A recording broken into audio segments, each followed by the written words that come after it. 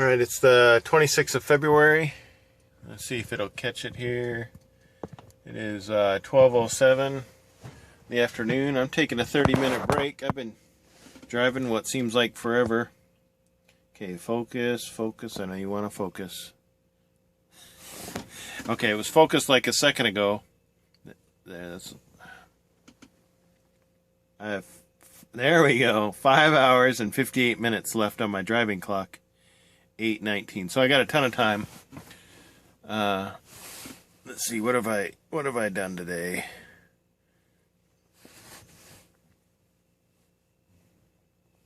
Lots of driving. I'm actually on my load check right now, so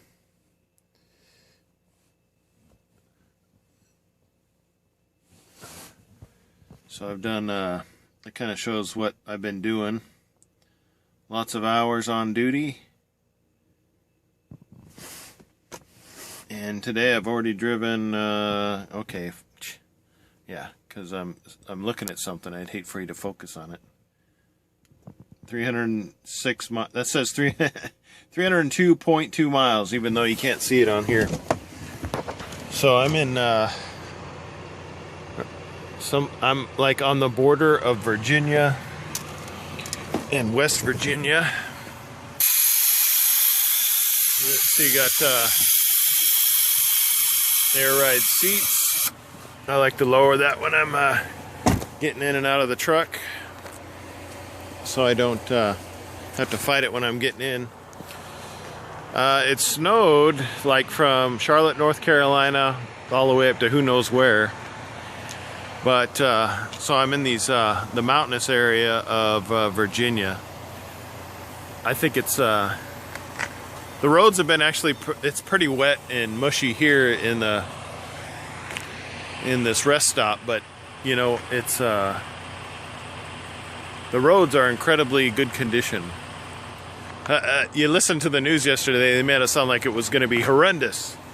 You know, 4 inches of snow. It's like, you know, I mean, if they say you have to shovel out the 4 inches of snow, I mean, you don't live in a winterized area, because I mean, that's not shoveling.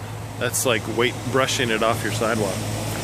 When you get 12 or more inches, that's called shoveling out of the snow. But anyway, you can see my flatbed is pretty much empty, except for this 41,000 pound coil. Let me back up for you. Again, I've got 4 chains and 2 straps, because each of them secures 8,000 pounds. That gives me 48,000 pounds of coverage. Again, they come out as 2 points of contact. So there's a spool here in the pocket here, and it goes around, connects to the pocket. And this one does the same thing. There's a spool on there, you can kind of see it. So it comes down and connects here in the pocket. So on both sets, and it mirrors this on the other side. So. And I was surprised at how quickly I put this thing together. It was less than an hour to get in there, get it loaded and tarped, and I'm pleased, because I was waiting on trucks in front of me that had been sitting in there loading their stuff long before I was there.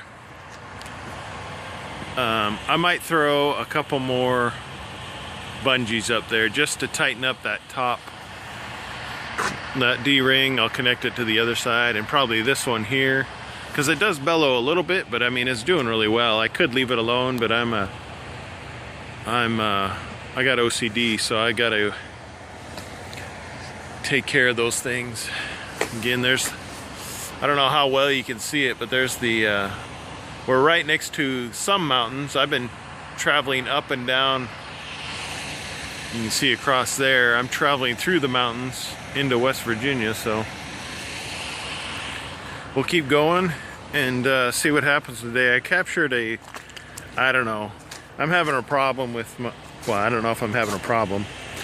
I captured some video on my forward-facing camera, and I will do my best to get it off of there, because I went through a tunnel. So you can see how it's set up on both sides. I'm pretty pleased on how this all turned out as far as my tarp job. This is probably one of the first ones that of this type that I was pleased with. Maybe I'm getting the hang of it, I don't know. It'll take a little bit more time, but I mean, it's just it's the first time I've actually said to myself, hey, I'm proud. But anyway, you can see how Maverick, they hook their 4-inch straps underneath and then onto the rub rail. They don't put things on the outside of the rub rail other than bungees. They try to keep everything on the inside of the rub rail. Here again, you can see the matching chains on this side. So anyway, that's it for today. Steel coil. I picked this up in Charleston, South Carolina. Charleston? Yeah. I was basically at the Atlantic Ocean, and now I'm going to someplace in northern Ohio. And according to my GPS, it was going to take 11 hours and 4 minutes to get there. And obviously, I only got 11 hours on my driving clock. So no matter what I do, I'm not going to make it. So I'm going to have to stop somewhere early and deliver tomorrow morning, which is when I was scheduled to deliver. Right now, I've got on my clock 6 hours and 6 minutes to get there. And there's 5 hours and 58 minutes on my driving clock. And I'm gonna have to stop. Let's see. Yeah, I'll have to stop one more time for a load check. And then after that, I'll be finding a place to park. I fueled up in Charlotte, North Carolina. So I've got plenty of fuel. It's like 30, it fluctuates between 30 and 32 degrees. It actually feels really warm outside right now. I'm surprised the snow isn't, well, it is melting. But I don't know if that's due to salt or what. Because you know they come through and clean this stuff out. But I mean, you can see as I'm driving, the snow is falling off the branches. There's a little bit of chill in the air, but otherwise it's pretty warm, as you can see. Oh, look, I just caught something. Not that it matters, but as you can see on the right side, the little flapper top is down. On that side, I secured it open when I got all my securements out. I can leave it up like that and not care, but my OCD is going to kick in, and I'm going to have to put that down and make sure it's closed up. Anyway. So, it rained in Ohio. I mean, it was pouring out last night, and luckily I got to secure and tarp this inside where they loaded the coil, because it was pouring down rain outside, and there were people securing other types of steel products and tarping them outside in the rain. Anyway, my truck was covered in salt when I showed up. But by the time I got out, it looked a lot cleaner. But here I am going through salty highways, and you can see a little bit of salt starting to build up, especially on when you get towards the front. You look at the windows. Yeah, you're fighting that every time somebody passes you. You're fighting salt on your windows. For those that don't know, I do these videos while I'm driving during the week, and then I upload them on the weekend, and they're scheduled to come out during the week, the following week. So I mean nobody in their right mind, I'm not in my right mind, so I'm not going to upload these things like the day after I'm done driving. See that lady? She went the wrong way. She's on the truck side, and the car side's on the other side. There's a big sign that says cars. She's about ready to crash into a truck. Yeah, that's about how much they care about trucks. Anyway, back to my video thing.